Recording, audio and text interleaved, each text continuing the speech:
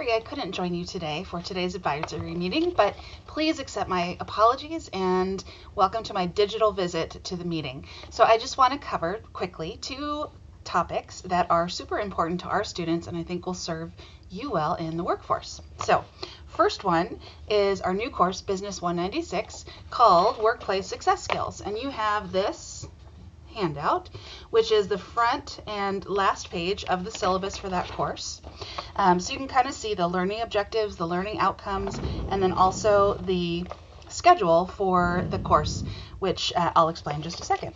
So over the years, we had a lot of business advisory visitors tell us that the students were skilled in their fields and what they were doing, but the one thing they were lacking was, everyone say it with me now, soft skills. So we heard loud and clear for many meetings that was something we needed to address. So we created the Workplace Success Skills class, which is a soft skills class.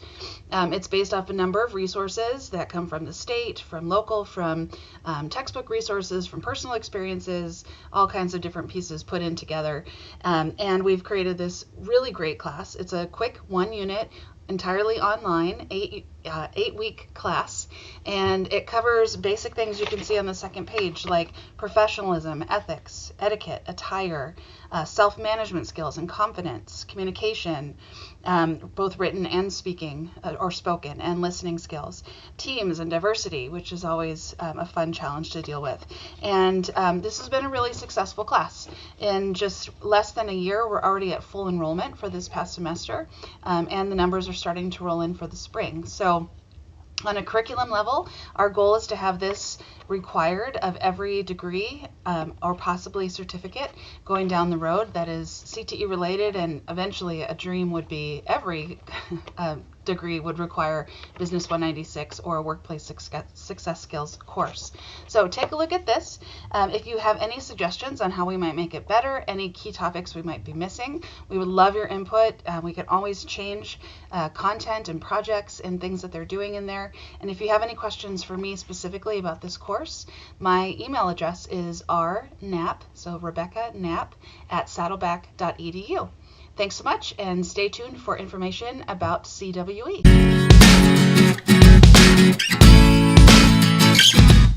So let me share a quick word about Cooperative Work Experience, otherwise known as CWE, which is one of the best kept secrets at Saddleback College, but it's going to be one of the most valuable resources in South Orange County for both employers and students, and not too far in the future. So let me show you a few things that you have access to through Saddleback. I'm going to take you to the website.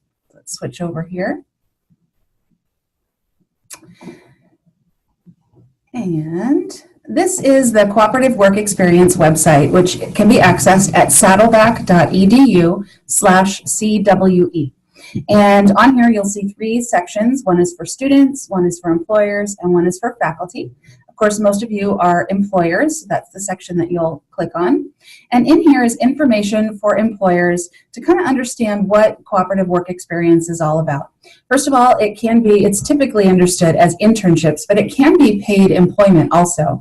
A CWE student enrolls in their choice of 1, 2, 3, or 4 units of CWE credit. If it's an unpaid experience, like an internship or an apprenticeship, they have to work 60 hours for every unit they would like to earn. If it's a paid experience, sometimes a paid internship or a job or anything in the workplace that is paid, they have to work 75 hours for each unit that they're trying to earn of CWE credit. So it works out really well for the students, and it can be a huge benefit for employers as well. If you scroll down a little bit, I'd like to bring your attention to this benefits of CWE, one of the main portions that is important for employers.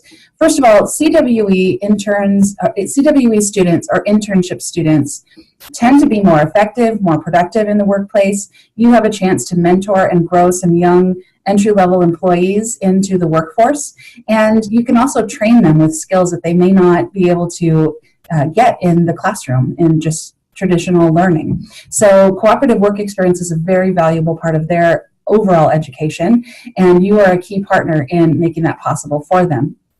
Also, students who complete internships statistically get hired more frequently, more quickly, and they tend to stay with employers longer because they've learned a little bit about employer versus employee loyalty. So it's a great win-win for everyone. Lastly, for unpaid CWE students, Saddleback College covers the workers' compensation insurance costs for the employer. So that can be a huge benefit for employers who are hesitant to take on an employee that might incur additional expense than they are able to cover. So you can read more about that there.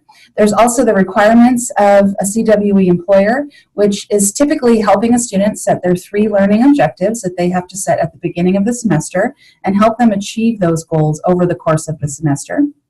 Then they sign off on the student's timesheet, which is the student's responsibility to keep track of during their internship.